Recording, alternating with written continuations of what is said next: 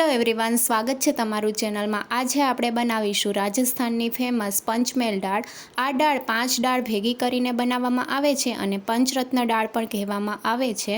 આ દાળને તમે બાટી સાથે સર્વ કરી શકો છો અથવા જીરા રાઈસ અથવા પરોઠા સાથે પણ સર્વ કરી શકાય છે।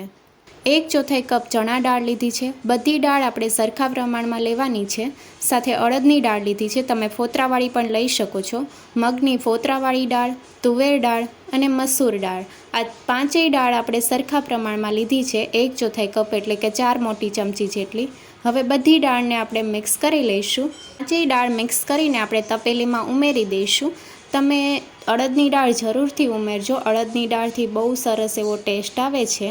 હવે પાણી ઉમેરીને આપણે 10 થી 15 મિનિટ માટે પલાળીને મૂકી દઈશું, જેથી દાળ સારી રીતે ફૂલી જશે।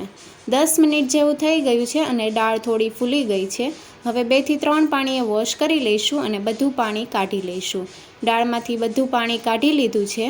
હવે આપણે દાળને બાફવાની છે। પ્રેશર કુકરમાં દાળ ઉમેરશું અને દાળનો કલર સરસ આવે તે માટે આપણે 1/4 ચમચી જેટલી હળદર પાવડર ઉમેરશું।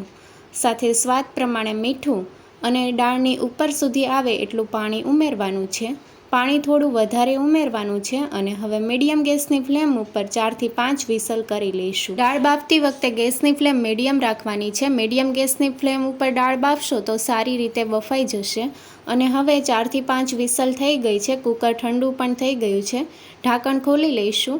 મીડિયમ ગેસની ફ્લેમ ઉપર 5 વિસલ કરી છે અને આ રીતે તમે જોઈ શકો છો દાળ સારી રીતે બફાઈ ગઈ છે। તો દાળને હવે આપણે સાઈડમાં મૂકી દઈશું અને દાળના વઘાર માટેની સામગ્રી જોઈ લઈશું। એ મીડિયમ સાઇઝની ડુંગળીને ચોપરમાં ચોપ કરીને લીધી છે। 1 ટમેટું ઝીણું કાપીને લીધું છે। સાથે 1 લીલું મરચું, 3 લસણની કળી અને અડધો ઇંચ આદુનો ટુકડો લીધો છે। વઘાર માટે 1 ચમચી રાઈ, અડધી ચમચી હળદર પાવડર, 2 ચમચી જેટલું કાશ્મીરી લાલ મરચું પાવડર, 1 ચમચી ગરમ મસાલા પાવડર, સ્વાદ પ્રમાણે મીઠું, 1 ચમચી આખું જીરું, 1 ચમચી ધાણા જીરું પાવડર, ચપટી હિંગ, વઘાર માટે તેલ, 1 ચમચી કસૂરી મેથી, થોડા લીમડાના પાન અને વઘાર માટે સૂકા લાલ મરચાં, થોડા કોથમીરના પાન લીધા છે। હવે પંચરત્ન દાળનો વઘાર કરવા માટે પેનમાં 3 મોટી ચમચી જેટલું તેલ ઉમેર્યું છે। તેલ ગરમ થાય એટલે 1 ચમચી રાઈ અને વઘાર માટે 1 ચમચી જીરું ઉમેરશું। રાઈ જીરુંને કકડવા દઈશું। રાઈ જીરું ગરમ થાય છે ત્યાં ચપટી હિંગ ઉમેરીને વઘારને આપણે સાતળી લઈશું। ગેસની ફ્લેમ મીડિયમ રાખીને વઘારને સાતળવાનો છે। રાઈ જીરું કકડવા લાગ્યું છે, હવે ડુંગળી ઉમેરશું। 2 મીડિયમ સાઇઝની ડુંગળીને ચોપરમાં ચોપ કરીને ઉમેરી છે, તમે ઝીણી કાપીને પણ ઉમેરી શકો છો। ડુંગળીનો હલકો કલર ચેન્જ થાય ત્યાં સુધી આપણે સાતળી લઈશું। ડુંગળી સતળાવા લાગી છે અને તમે જોઈ શકો છો હલકો કલર ચેન્જ થઈ ગયો છે। હવે 1 ચમચી આદુ મરચાં અને લસણની પેસ્ટ ઉમેરશું। તો 1 લીલું મરચું, 3 થી 4 લસણની કળી અને અડધો ઇંચ આદુના ટુકડાને વાટી લીધા છે। ખાસ તમે તમારા ટેસ્ટ મુજબ ઓછી વધારે કરી શકો છો। આદુ મરચાં લસણની પેસ્ટ આપણે ડુંગળી સતળાઈ જાય પછી ઉમેરવાની। જો પહેલાં તમે આદુ મરચાં લસણની પેસ્ટ ઉમેરશો તો આદુનો કડવો ટેસ્ટ આવશે, એટલા માટે ડુંગળી સતળાઈ જાય પછી આદુ મરચાં લસણની પેસ્ટ આપણે ઉમેરવાની અને બધી વસ્તુને સાતળી લઈશું।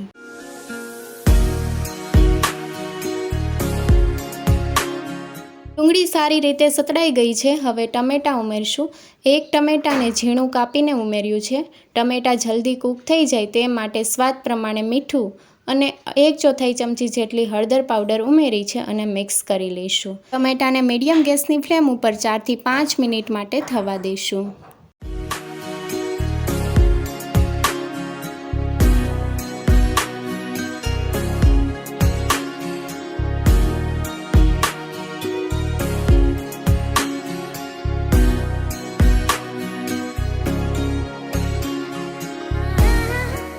ટમેટાને સારી રીતે મિક્સ કરી લીધા છે મસાલામાં। હવે 4 થી 5 મિનિટ માટે મીડિયમ ગેસની ફ્લેમ ઉપર થવા દઈશું, જેથી ટમેટાં જલ્દી સોફ્ટ થઈ જશે। 4 મિનિટ જેવું થઈ ગયું છે, ઢાંકણ ખોલી લઈશું। ટમેટાં ગળી ગયા છે, તમે જોઈ શકો છો ટમેટાં એકદમ સોફ્ટ થઈ ગયા છે અને ડુંગળી સાથે ટમેટાં બધી જ વસ્તુ સારી રીતે સતળાઈ ગઈ છે। તો હવે આપણે 1 ચમચી કાશ્મીરી લાલ મરચું પાવડર ઉમેરશું। તો તમે તીખાશ તમે તમારા ટેસ્ટ મુજબ ઉમેરી શકો છો। કાશ્મીરી લાલ મરચું ઉમેર્યું છે જેથી કલર પણ સારો આવે છે અને મસાલા આપણે મિક્સ કરી લીધા છે। હવે બાફેલી દાળ ઉમેરવાની છે। દાળને મસાલામાં સારી રીતે મિક્સ કરી લઈશું। તો દાળમાં અત્યારે આપણે પાણી નથી ઉમેરતા, પહેલાં આપણે મિક્સ કરી લઈશું અને પછી જરૂર પ્રમાણે આપણે પાણી ઉમેરવાનું છે।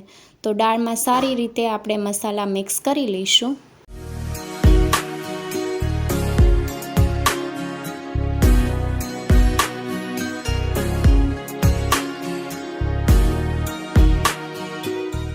દાળને સારી રીતે મિક્સ કરી લીધી છે અને દાળ અત્યારે થોડી થીક છે, તો થોડી પતલી કરવા માટે આપણે પોણો કપ જેટલું પાણી ઉમેરશું।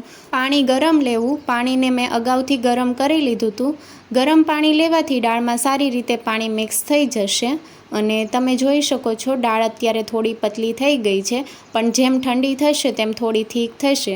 તો તમે જે રીતે દાળ પતલી કે જાડી ખાતા હોય એ રીતે તમે પાણી ઉમેરી શકો છો। પોણો કપ જેટલું પાણી ઉમેર્યું છે અને દાળમાં સારી રીતે મિક્સ કરી લીધું છે। હવે ઢાંકણ ઢાંકીને 2 થી 3 મિનિટ માટે થવા દઈશું, જેથી દાળ સારી રીતે ઉકળી જાય। 2 થી 3 મિનિટ જેવું થઈ ગયું છે, દાળ ઉકળી ગઈ છે અને તમે જોઈ શકો છો સાઈડમાંથી તેલ પણ છૂટું પડવા લાગ્યું છે। આ સમયે આપણે બાકીના મસાલા ઉમેરશું। 1 ચમચી કસૂરી મેથીને ક્રશ કરીને ઉમેરી છે। કસૂરી મેથીનો ટેસ્ટ બહુ સારો એવો દાળમાં આવે છે। અડધી ચમચી ગરમ મસાલા પાવડર અને સાથે આપણે 1 ચમચી ધાણા જીરું પાવડર ઉમેરીને મિક્સ કરી લઈશું। દાળ ઉકળી જાય પછી આપણે ગરમ મસાલો ઉમેરવાનો, ટેસ્ટ બહુ સારો એવો લાગે છે। બધા મસાલા મિક્સ કરી લઈશું અને મસાલા ઉમેર્યા છે એટલે હજી આપણે 1 થી 2 મિનિટ માટે દાળને થવા દઈશું, જેથી ગરમ મસાલાનો અને કસૂરી મેથીનો ફ્લેવર દાળમાં સારી રીતે આવી જશે।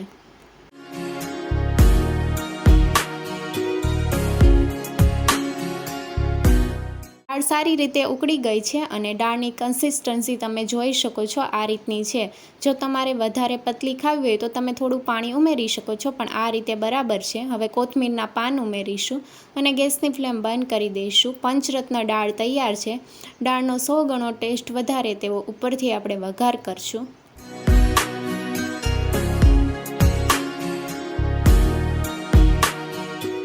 દાળનો વઘાર આપણે ઘીમાં કરવાનો છે। પેનમાં 1 ચમચી ઘી ઉમેરશું। ઘીને ગરમ થવા દઈશું। ઘી મેલ્ટ થઈ જાય પછી આપણે મસાલા ઉમેરશું। તો હવે 1 સૂકું લાલ મરચું અને લીમડાના પાન ઉમેરશું અને સાથે આપણે 1 ચમચી કાશ્મીરી લાલ મરચું પાવડર ઉમેરશું। વઘારને સારી રીતે મિક્સ કરી લઈશું। ગેસની ફ્લેમ બંધ કરી દઈશું। વઘાર દાજી ન જાય એ વાતનું ધ્યાન રાખવું। ગરમા ગરમ વઘારને આપણે દાળમાં ઉમેરી દઈશું અને મિક્સ કરી લઈશું। રાજસ્થાનની ફેમસ પંચરત્ન દાળ તૈયાર છે। દાળને આપણે સર્વ કરીશું। દાળમાં ઉપરથી થોડો વઘાર ઉમેરશું। જો તમારે ન ઉમેરવો હોય તો તમે સ્કીપ પણ કરી શકો છો। થોડા કોથમીરના પાન ઉમેરશું। રાજસ્થાનની પંચમેલ દાળ એટલે કે પંચરત્ન દાળ તૈયાર છે। તમે જીરા રાઈસ અથવા પરોઠા સાથે સર્વ કરી શકો છો। જો રેસીપી ગમી હોય તો ચેનલને લાઇક, શેર અને સબસ્ક્રાઈબ કરો। Thank you for watching.